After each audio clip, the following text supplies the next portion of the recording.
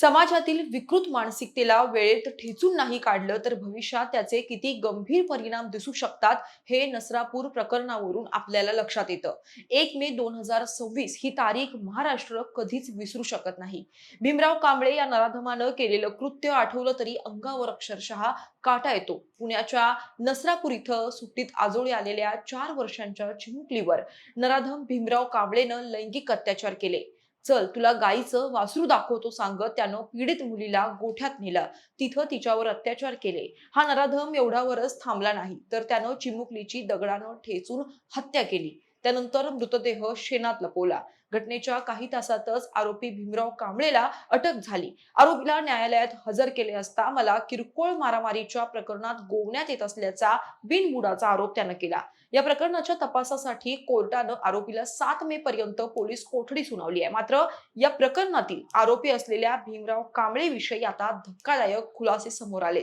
एवढंच नाही तर गावकऱ्यांनी भीमराव कांबळे हा किती क्रूर आणि घाणेरड्या मानसिकतेचा व्यक्ती होता, त्याचे कुटुंबीय त्याला कसे पाठीशी घालत होते याविषयी सुद्धा सांगितले आहे. नेमकं या प्रकरणात आतापर्यंत कोणकोणते खुलासे झालेत ते आज आपण जाणून घेणार आहोत. नमस्कार, मी अक्षता. आपण पाहत आहात मुंबई आउटलुक. 65 वर्षांच्या भीमराव कांबळे विरोधात या अगोदरही लैंगिक अत्याचार प्रकरणी पोलीस ठाण्यात अनेक गुन्हे दाखल आहेत. भीमराव कांबळेनं पहिल्यांदा 1998 साली सख्ख्या भावाच्या मुलीवर लैंगिक अत्याचार केला होता. या प्रकरणातून आरोपी भीमराव कांबळे काही वर्षांनं निर्दोष सुटला. निर्दोष मुक्तता झाल्यानंतर तो आपल्या मूळ गावी म्हणजे पुणे जिल्ह्यातील भोर तालुक्यातील साळवड इथं गेला. 2015 मध्ये आरोपी भीमराव कांबळेनं आपल्या नात्यातील एका 17 वर्षांच्या मुलीवर अतिप्रसंग करण्याचा प्रयत्न केला. घरी कोणीही नसताना टीव्ही लावण्याच्या बहाण्यानं त्यानं तरुणीला घरी बोलावलं. तिच्यावर जबरदस्ती करण्याचा प्रयत्न केला. पीडित तरुणीनं झटापट करून दरवाजा उघडून तिथून पळ काढला. ती थेट शेतावर जिथं तिचे आई वडील भाऊ शेतात काम करत होते तिथे पोहोचली.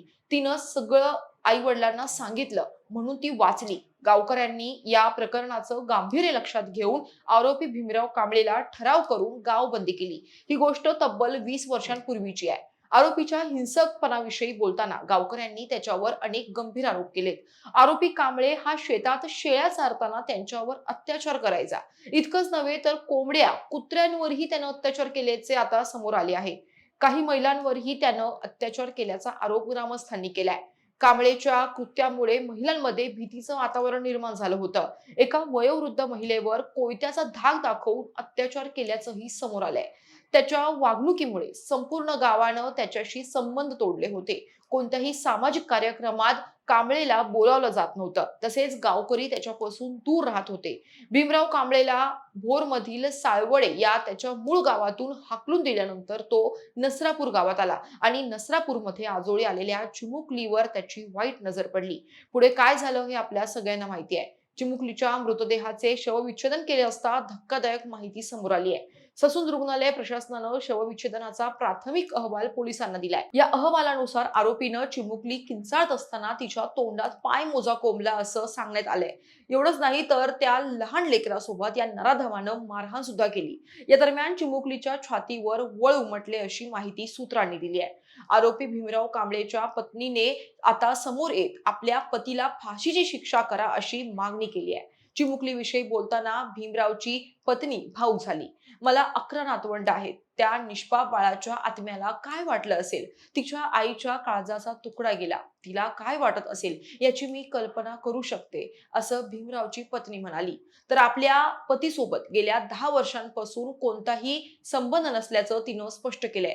आरोपी भीमरावच्या मुलाने सुद्धा त्याला फाशीची शिक्षा देण्याची मागणी केली आहे. तो माझा बाप आहे, हीच माझी चूक असल्याचं मुलानं सांगितलं.